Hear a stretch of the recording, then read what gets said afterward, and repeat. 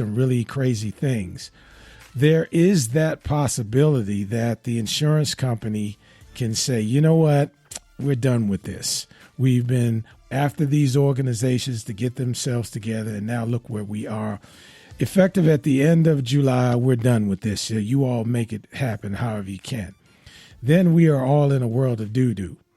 So do you see this as a feasible option among other things with and we've all revamped our processes in terms of bringing folks in. And the reason I go back to this, because that's the one thing that is challenging the existence of all the Divine Nine organizations, is that one incident that could really force us to turn our lights off. So do you see this virtual thing in conjunction with some of the other processes that we all have as a viable option to keep us out of civil court or having to turn our lights off? Anyone, don't jump in at the same time. That's hard, you know. You mentioned something about the insurance companies, and that is what prompted all of the moratoriums that occurred several years back for all of the organizations to begin with.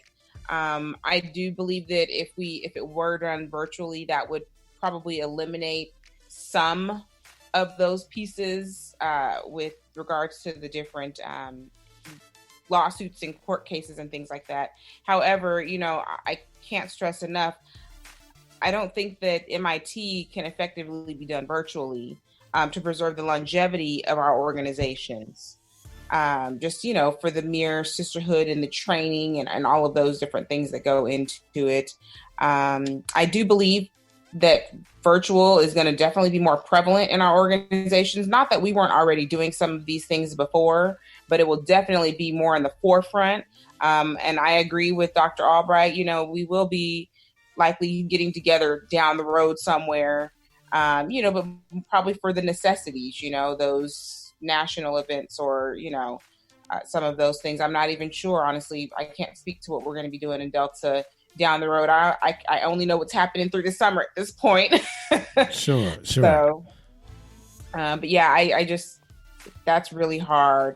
Trying to have virtual membership intake to preserve the longevity, I don't foresee it being a good idea at this juncture. I think that there are some things that can be done virtually. I mean, there's some of the classroom stuff that happens that no reason why you would say we shouldn't do that or we can't do it virtually. But then there's some of the intangible things that we've been talking about over and over again that I think just can't happen online. And then when you start talking about actual the rituals and these types of things, I don't think it's my lack of imagination that's saying I don't see how you can do it. Sure. I think that it's me looking and knowing what that process is and why things are done the way they're done and what the purpose is, and say, well, you just either you say that stuff is unimportant and then we'll do something online and we'll send you your stuff in the mail, after you fill out the paperwork, or we say it is important, and then it's up to the leadership, national leadership, and those committees to say, now in this world, how do we get those important things? How do we teach them? Is it possible to teach it virtually? And if we can't, then how do we do a mixture of the two? And how do we do it? And this has been the question I think that all the organizations have been asking. How do we get those things? How do we transfer those values and those ideals without a bunch of the knucklehead stuff? And how do we keep the knuckleheads out of the process and leave it to the people who've been through the training and who we trust not to violate the rules and get us into trouble?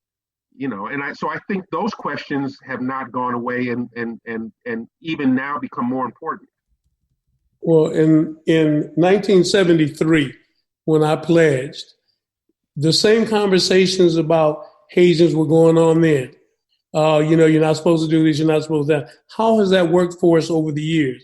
How many people, how many kids have gotten severely injured or killed, with the same conversation over 50 years? So I would say, number one, are we just going to keep doing it because that's the way it's always been done? Or are we going to look forward? Other thing I'd like to mention is kind of funny. When I was a little boy, I remember my grandmother and grandfather having this severe argument over whether they were going to put a bathroom in the house. And my grandmother was absolutely, are you mean to tell me you're going to put a commode in the house where we live inside? Because they had an outhouse. And my grandfather was trying to put an indoor bathroom. And I mean, they went back and forth about this argument went on. And I'm like, things have changed, haven't they? We wouldn't even think of having a bathroom outside now. So that was the way it's always been done, as my grandmother said. We've never had a bathroom in the house. And my grandmother said, but it's a new day now. They're putting them in the house now. So, I mean, things change drastically from something you would never do to something that we take it for granted now. So I'm just saying, you got to look forward. I mean, sometimes the way we've always done it is not the way it should be done. And we have proof and evidence of that.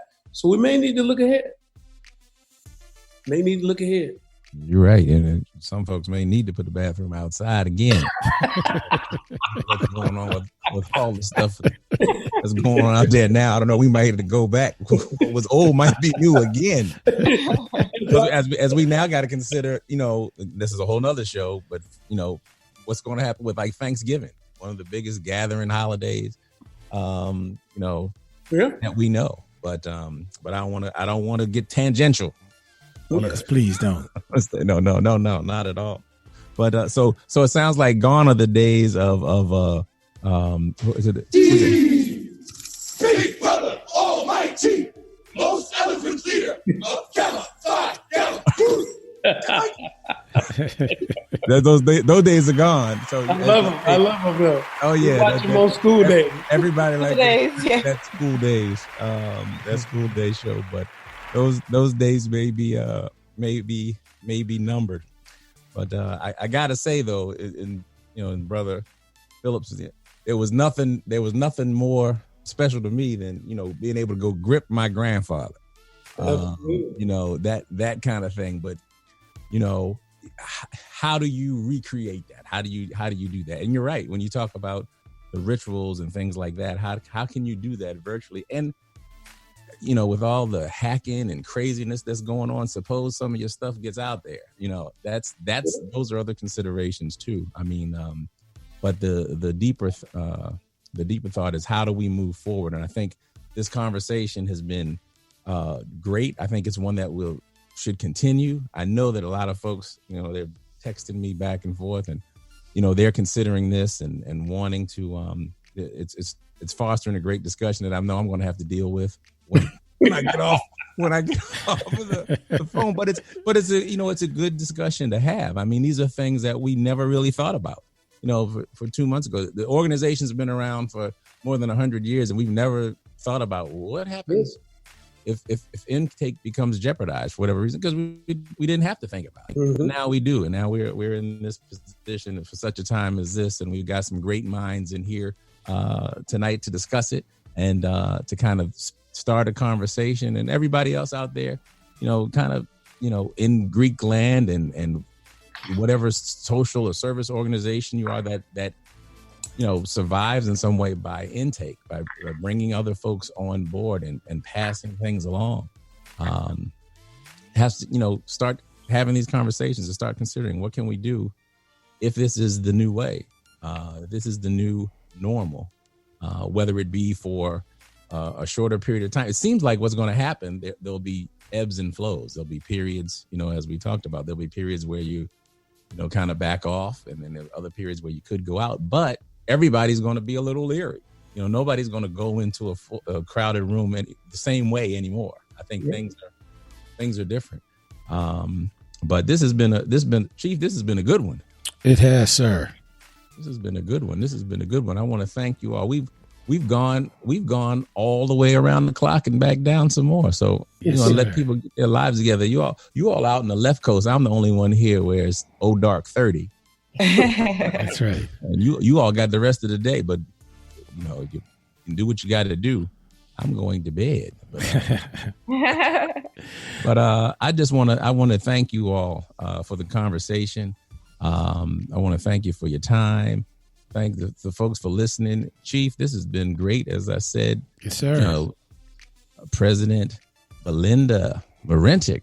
Hi, I got it right that time. How about yes, that? sir. Thank you for having me tonight.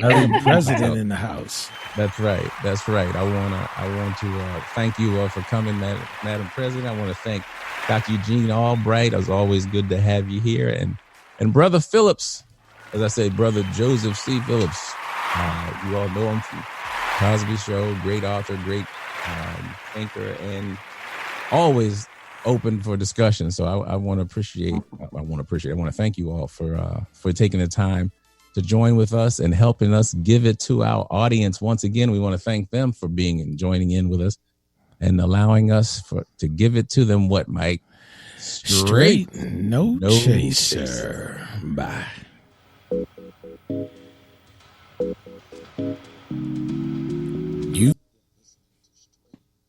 No chaser. All right. So join us next week for more hot topics. And also, you can always catch us on Facebook, Twitter, YouTube, and of course, iHeartRadio.